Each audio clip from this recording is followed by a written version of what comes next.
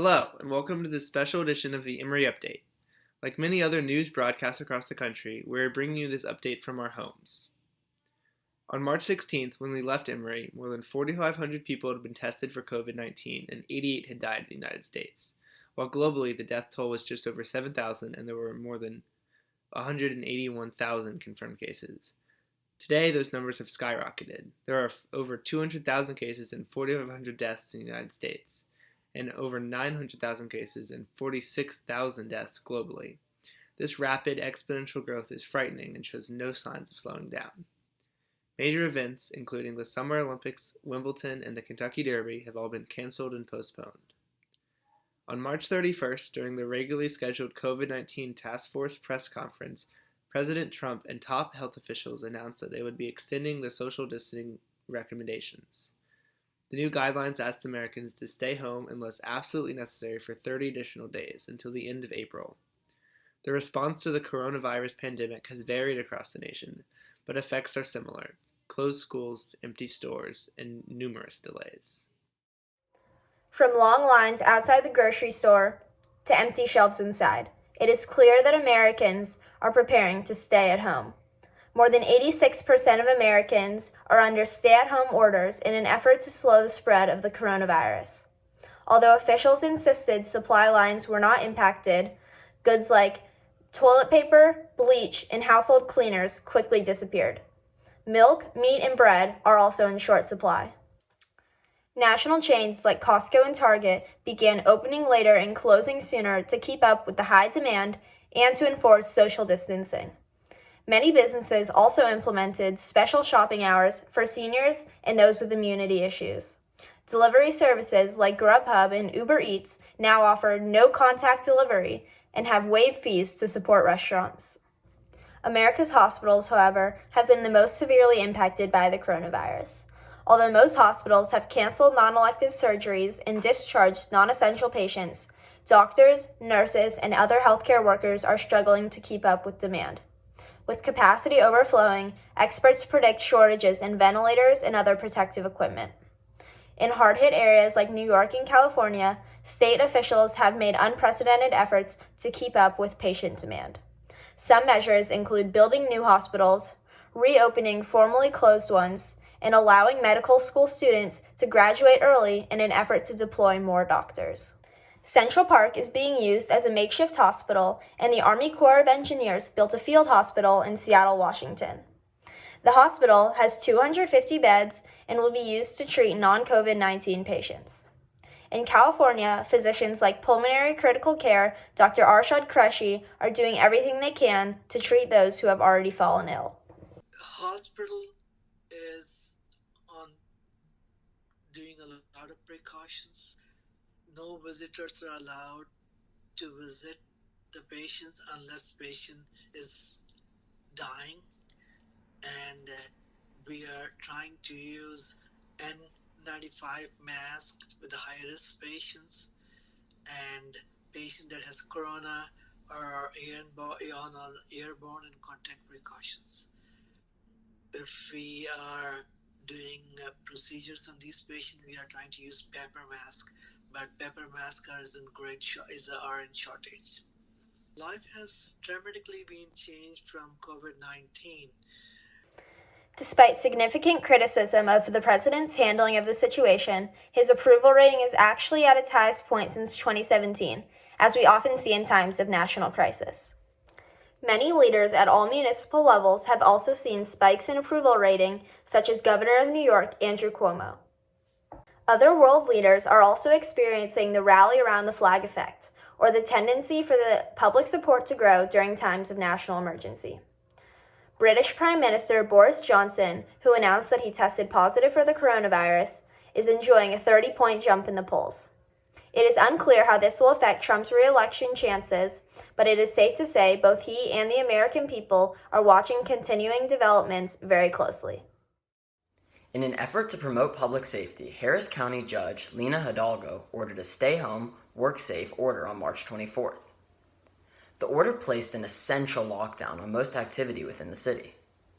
On March 30th, this order was extended until further notice. You're a model so far for other communities around the state, around the nation, because we're working to stay ahead of COVID-19, and success is not guaranteed. There are a few industries that are considered essential, such as healthcare professionals, government workers, and essential retail personnel. Those employees can still go to work as usual. However, according to the order, other Houstonians should only leave their homes to perform tasks essential to health and safety, get supplies, or to take care of a family member or pet in another household.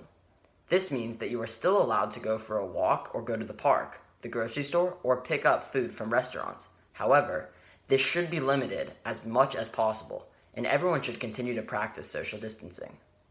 The total number of confirmed cases in Houston at the time of this broadcast is around 1,000, with 680 cases and 6 deaths in Harris County, 163 cases and 2 deaths in Fort Bend County, and 95 cases and 1 death in Brazoria County. However, this number is still rising rapidly. UT health officials predict Houston to reach its peak number of cases mid-May. Local hospitals and healthcare professionals have been putting great effort into treating coronavirus patients.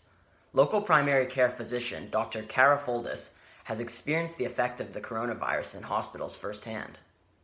Well, it's been an interesting 3 weeks. We have been implementing many measures to increase screening and to identify people that we think may have been exposed or at an increased risk of having coronavirus or SARS-CoV-2, and we are initiating a lot of screening practices and trying to cut back on the amount of clinic patients we have at the moment so we can focus more on telehealth so we don't have to expose people who are actually well to people who may be sick. Well, the first week was probably more chaotic than it is at the moment, and that's because we didn't have good practices and plans in place. We may have had general plans, but then when we actually got specifics that we didn't we needed to finalize our specifics. Now, as soon as we know that somebody has a cough, they get a mask. In fact, we say cough equals mask.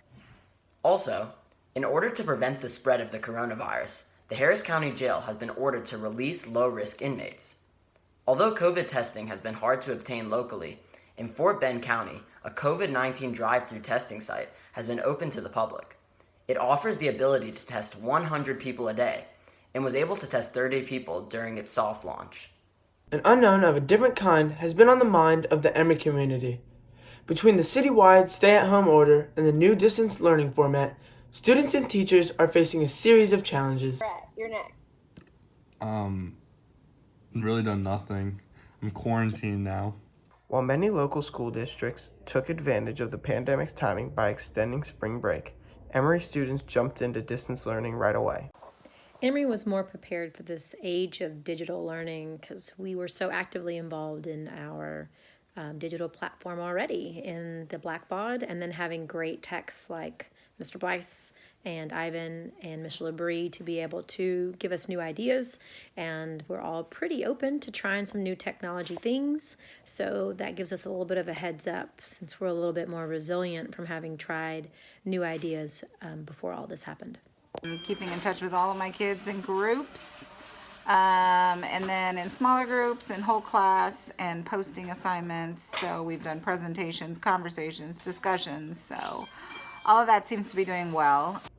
For many students, the transition has been easy. It was fine. I actually woke up and went to classes and did the schoolwork that was assigned in them, and sort of just did homework until school hours were over. So far, I think it's gone pretty well. I do get bored at home sometimes, but it's not as bad as I thought. And teachers are being very good about giving us work to keep us busy, keep us learning, but not too much so that we're overwhelmed, because the situation itself is overwhelming. So I think that too much schoolwork would send us all over the edge.